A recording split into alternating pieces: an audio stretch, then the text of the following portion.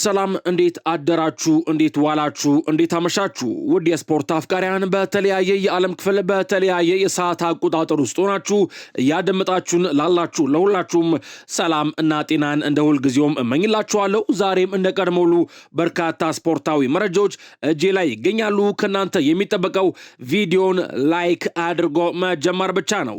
እንዲሁም ለዚህ የዩቲዩብ ቻናል አዲስ ከሆናችሁ ሰብስክራይብ በማድረግ ተቀላቀሉን።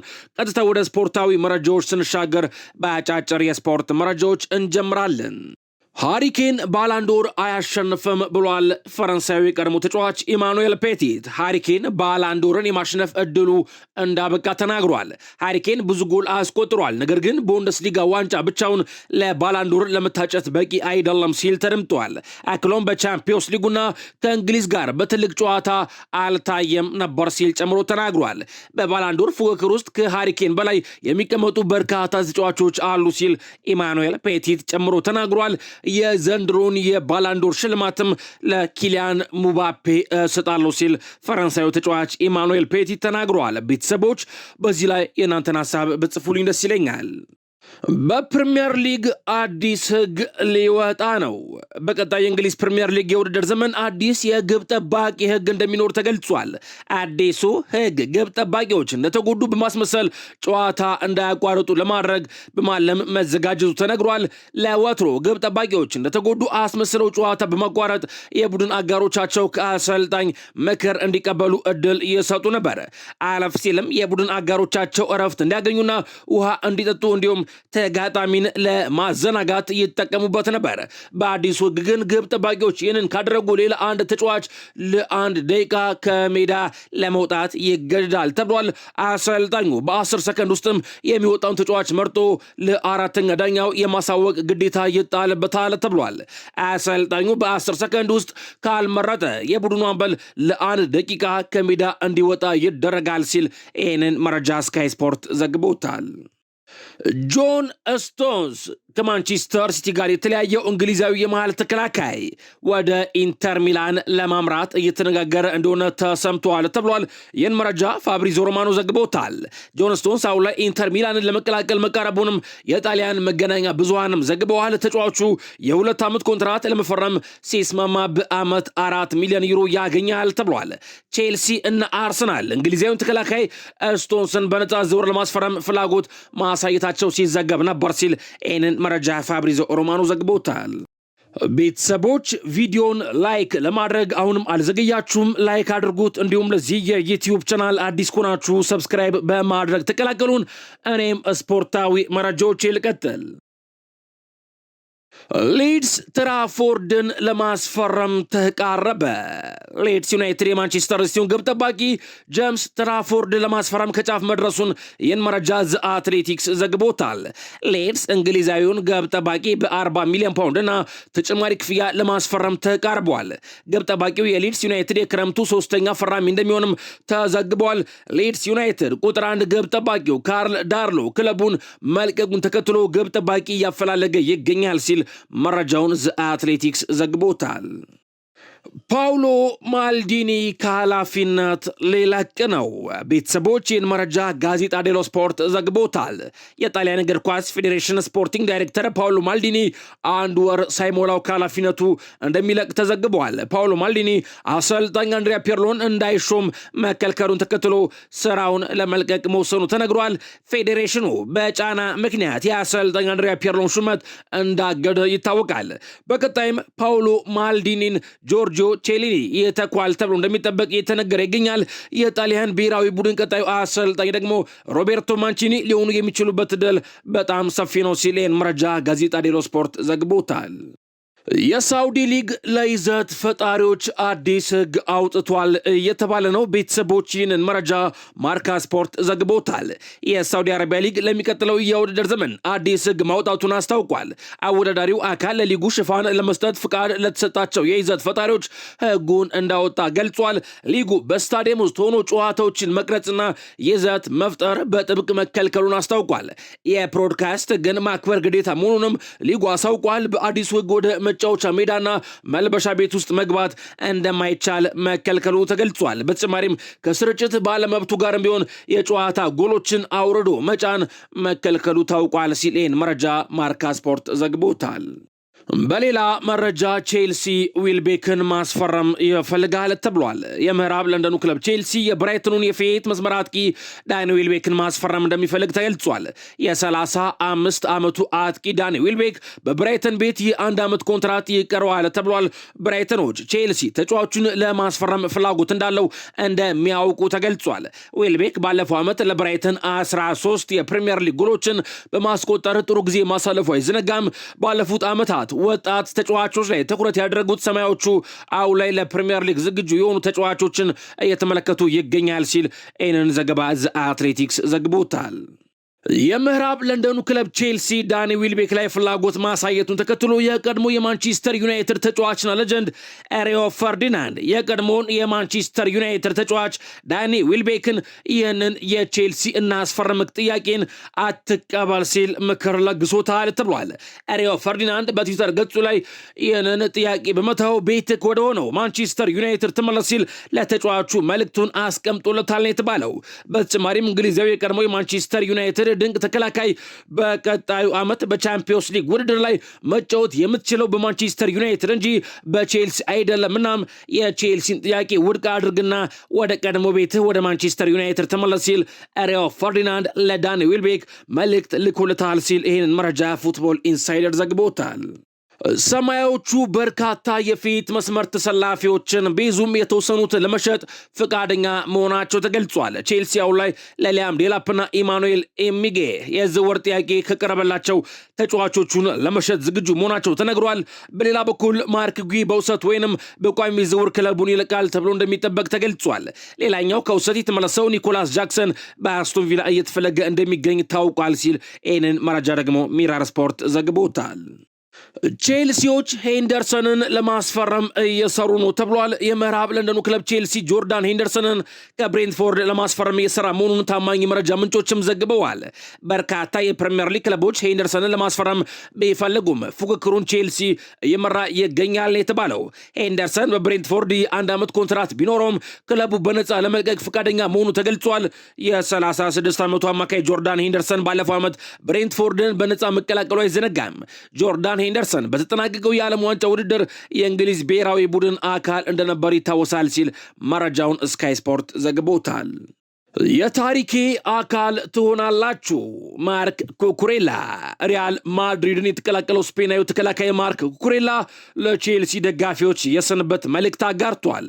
ክለቡን ያመሰገነው ማርክ ኩኩሬላ በመልእክቱም ለንደን ሁልጊዜም ቢሆን ቤቴ ይሆናል ሲል ተናግሯል። አክሎም እናንተ ሁልጊዜም ታሪኬ ትሆናላችሁ ሲል ለደጋፊው የሰንበት መልእክት አስተላልፈዋል።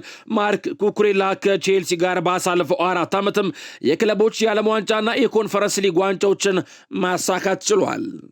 በሌላ መረጃ አርሰናል አዲስ ተከላካይ መፈለጉን ቀጥሏል ተብሏል። ኤዝሪ ኮንሳና ጃኮብ ራሞንም በእጩዎች ዝርዝር ውስጥ ይገኛሉ ተብሏል። የራሞን ስምምነት ውስብስብ የሆነው ከቼልሲ ፍላጎት በተጨማሪም ሪያል ማድሪድ 50% የሚሆነውን የኢኮኖሚ መብቱንና መልሶ መግዛት ውሉን በመያዙ ነው ሲል መረጃ ፋብሪዞ ሮማኖ ዘግቦታል። አርሰናሎች አሪፍ ጥያቄ ከቀረበላቸው ብራዚላዊውን የግራ መስመር አጥቂ ጋብሪኤል ማርቲኔሊን ለመሸጥ ፈቃደኞች ናቸው ተብሏል። የሳውዲ አረቢያ ክለቦችም ከፍተኛ ፍላጎት ያሳዩ ሲሆን ነገር ግን ጋብሪኤል ማርቲኔሊ እዛ መሄድ አይፈልግም። የሱ ፍላጎት በአውሮፓ 5ቱ ታላላቅ ሊጎች ውስጥ መቆየት ነው። ከወደ ጣሊያን በርካታ ፍላጎቶችን ስቧል። ከጣሊያን ሮማዎች እሱን ለማስፈረም ጠንካራ የሆነ ፍላጎት እያሳዩ ይገኛል ሲል ይህንን መረጃ ሜን ስፖርት ዘግቦታል። የቀድሞ የአርሰናል ተጫዋች ጃክ ዊልሼር በትዊተር ኤክስ ገጹ ላይ እንዲህ ብሏል። ቪኒሺየስ ጁኒየር ወደ አርሰናል ካልመጣ አርሰናሎች በግራ መስመር አጥቂነት ቦታ ላይ ያላቸው ምርጫ በጣም አነስተኛ ነው ሲል አንድ ጽሑፍ አጋርቷል። ለተከታዮቹ ዋና ምርጫችን የኛ የአርሰናሎች ሞርጋን ሮጀርስ ነበር፣ እሱ ደግሞ ወደ ቼልሲ ሄዷል። ቀጣዩ ባርኮላ ደግሞ ወደ ሊቨርፑል የሚሄድ ይመስላል። አርሰናል በድንገት የቪኒን ዝውውር ቢያነሳም የዝውውር ገና አልታወቅም። እናም አርሰናል ቪኒን ባያስፈርም ወዴት ይሄዳል ጥያቄ ነው። ገበያው ላይ እንደምታዩት ብዙ ኳሊቲ ያለው ዊንገር የለም። የቪኒ ዝውውር ካልተሳካ አርሰናል አልቫሬዝ ላይ የሚገፋ ይመስለኛል። ችግሩ ግን አልቫሬዝ አጥቂ ነው። ግራውን ምን ያደርጉታል ጥያቄ ነው። ስማቸው ከኛ ጋር ባይነሳም ማን ሊኖሩ ይችላሉ ብለን ስናይ ብዙ የሚያስደስት ነገር የለም። ጎርትስ እና ጉሳ ወደ አርሰናል ቢመጡ ክለቡን ሊያግዙት የሚችሉ አይነት ተጫዋቾች አይደሉም። ኒኮ ዊሊያምስ ቢመለስ ደግሞ ጉዳት አለበት። ይልዲዝ እንደማይወጣው ተነግሯል። ገበያ ላይ ብዙ ፈላጊ የሌላቸው ራሽፎርድ እና ራፋኤል ሊሆናቸው ያሉት እነዚህ የተጠቀሱት ደግሞ ከአርሰናል ጋር ተያይዘው አይደሉም፣ ግን ምናልባት ገበያ ላይ ሊገኙ የሚችሉ ናቸው። ግን ሁሉም አርኪ ላይሆኑ ይችላሉ። ምናልባት ቪኒሺየስ ጁኒየር ከቆየ ሮድሪጎ እሱም ጉዳት ላይ ነው። ስለዚህ ቪኒን ብናጣ አርሰናል ወደ ማን ይሄዳል? በጣም ትልቅ ጥያቄ ነው። ለማይክል አርቴታና ለአንድሪያ ቤርታም ትልቅ የቤት ስራ ነው ሲል የቀድሞ የአርሰናል ተጫዋች ጃክ ዊልሼር በትዊተር ኤክስ ገጹ ላይ እንዲጽፈዋል። ቤተሰቦች የእናንተን ሀሳብ በጃክ ዊልሼር ሀሳብ ላይ በጽፉልኝ ደስ ይለኛል። የቀድሞ የአርሰናል ተጫዋች ጃክ ዊልሼር እንዲህ ብሏል። ማይክል አርቴታ በጣም ማራኪ ስብዕና አለው። እናም ቁጭ ብሎ ከቪኒሺየስ ጁኒየር ጋር ለመነጋገር ከቻለ በተጫዋቾቹ ላይ ምን ያህል ተጽዕኖ እንደሚያሳድር እናውቃለን። ብዙ ተጫዋቾች ከእሱ ጋር ከተነጋገሩ በኋላ በእሱ አመራር ስር መጫወት ይፈልጋሉ። እናም ማይክል አርቴታ ቪኒሺየስ ጁኒየርን ቁጭ ብሎ ቢያነጋግረው ምናልባትም ተጫዋቹን የሚያገኝበት ዕድል በጣም ሰፊ ይሆናል ብዬ ገምታለሁ ሲል ጃክ ዊልሼር ተደምጧል። በዓለም ላይ እንደ ቪኒሺየስ ያለ ተጫዋችን መግዛት የሚችሉ ክለቦች ቁጥር አነስተኛ ነው። በፕሪሚየር ሊጉ ጥንካሬ በቅርብ ዓመታት ውስጥ የአርሰናል ስኬትና ከፍተኛ የንግድ ገቢ በመኖሩ ክለቡ ለከፍተኛ ተጫዋቾች ምክንያታዊ ምርጫ ሆኗል። በሪያል ማድሪድ እና በአርሰናል መካከል ምንም አይነት ይፋዊ ቀጥተኛ ግንኙነት አልተደረገም። ነገር ግን ጉዳዩ በክለቡ ውስጥ እየተብራራ ነው። አርሰናል ተግባራዊ ሊሆን እንደሚችል ባያም ኖሮ እንደዚህ ይፋ አያደርግም ነበር ተጫዋቹ ላይ ያለውን ፍላጎት። አሁንም ብዙ እንቅፋቶች አሉ። እናም ስምምነቱ በጣም ውስብስብና በውጫዊ ሁኔታዎች ላይ የተመሰረተ ነው። ከነዚህ ውስጥ በጣም አስፈላጊው ነገር ከሪያል ማድሪድ ጋር የሚደረገው ድርድር ነው። ማረጋገጥ የሚቻለው የአርሰናል ፍላጎት 100% እውነተኛና ከባድ መሆኑ ነው ሲል ቤተሰቦች ይሄንን ጽሑፍ ደግሞ ዴቪድ ኦርንስቴን ከዚ አትሌቲክስ ይፋ አድርጎታል። ስለ ቪኒሺየስ ጁኒየር ሲነሳ በዋነኛነት የደሞዙ ጉዳይ ይነሳል ይላል ዴቪድ ኦርንስቴን ከዚ አትሌቲክስ። ትልቅ ደሞዝ ይፈልጋል፣ ግልጽ ነው። ነገር ግን አርሰናል እዚህ ላይ የራሱ አድቫንቴጅ አለው። እሱም የምስል መብት ኢሜጅ ራይት ጉዳይ ነው። በስፔን በተለይም በሪያል ማድሪድ እና በባርሴሎና ተጫዋቾች ኮንትራት ሲፈራረሙ ለክለባቸው 50% የምስል መብት መስጠት አለባቸው። ለምሳሌ አንድ ድርጅት ቪኒሺየስን ማስታወቂያ ቢያሰራውና 10 ሚሊዮን ዩሮ ለመክፈል ቢስማማ ቪኒ የሚደርሰው 5 ሚሊዮን ዩሮ ነው። ቀሪው 5 ሚሊዮን ደግሞ ለሪያል ማድሪድ ገቢ ይሆናል። ይህን ህግ ታላላቆቹ የቀድሞ የሪያል ማድሪድ ተጫዋቾች ላይም የተተገበረ ጭምር ነው። የባላንዶር አሸናፊ ሆኖ ማድሪድን የተቀላቀለው ክርስቲያኖ ሮናልዶ ጭምር ከምስል መብቱ ወደ 30% የሚሆነውን ለማድሪድ አሳልፎ ሰጥቶ ነበር ሲሆን ኪሊያን ሙባፔም ወደ 20% የሚሆነውን የምስል መብቱን ለማድሪድ በመስጠት የተሻለ ገቢ የሚያገኝ ተጫዋች ነው።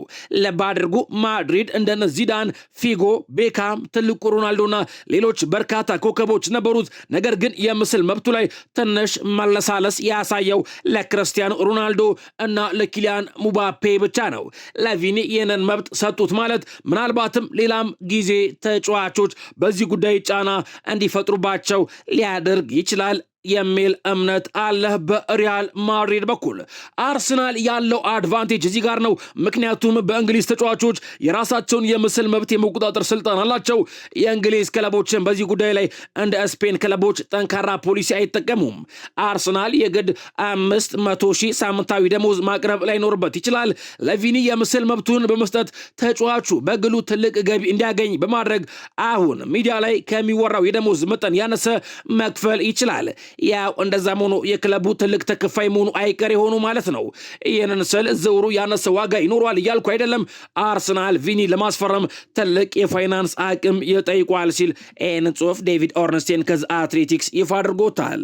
በሌላ መረጃ አማድ በዚህ ሳምንት ወደ ልምምድ ይመለሳል ተብሏል። አይቮሪ ኮስታዊ የፊት መስመር ተጫዋች አማድ ዲያሎ በዚህ ሳምንት ወደ ካሪንግተን እንደሚመለስ ተነግሯል። ተጫዋቹ ሀገሩ በዓለም ዋንጫ በ32 ውስጥ ጥሎ ማለፍ መሰናበቷን ተከትሎ በዚህ ሳምንት ወደ ዩናይትድ ልምምድ ከሚመለሱ ተጫዋቾች መካከል አንዱ መሆኑ ታውቋል ሲል መረጃ ሜን ስፖርት ዘግቦታል።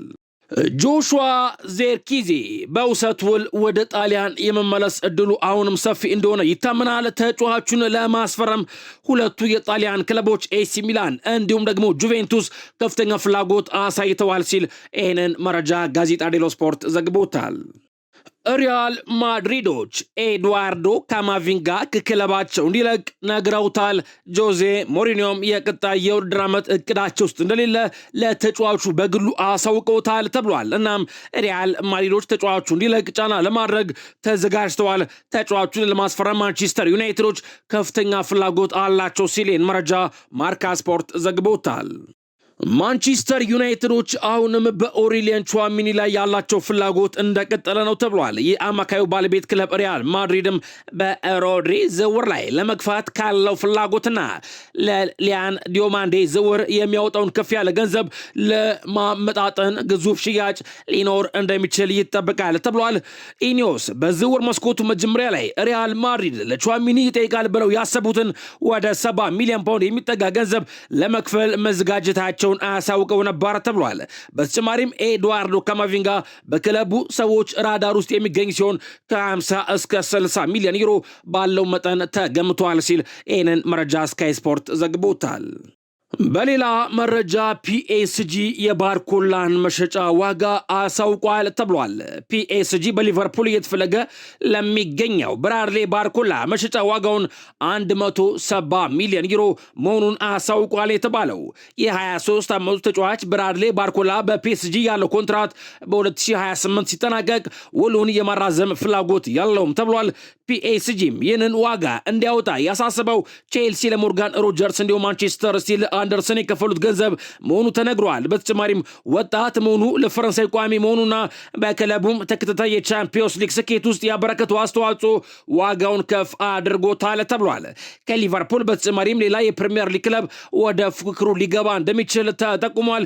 ይህ በእንዲህ እንዳለ አሰልጣኝ ሉዊስ ኢነርኬ በቡድናቸው ውስጥ የሚፈልጉት ተጫዋች ቁርጠኛ ተጫዋች ብቻ እንዲሁም ለፒኤስጂ የመጫወት ከፍተኛ ፍላጎት ያለው ተጫዋች እንደሆነ አሳውቀዋል ተብሏል። በዚህ ምክንያት ለክለቡ ጥሩ ዋጋ ካልቀረበለትና ምናልባትም ባርኮላ ከፓሪስ ሴን ጀርመን ካለቀቅ ራሱ ሉዊስ ኤንሪኬ ብዙ ደቂቃ ተጫዋቹን ላያጫውቱት ይችላሉ ሲል መረጃ ፋብሪዞ ሮማኖ ዘግቦታል።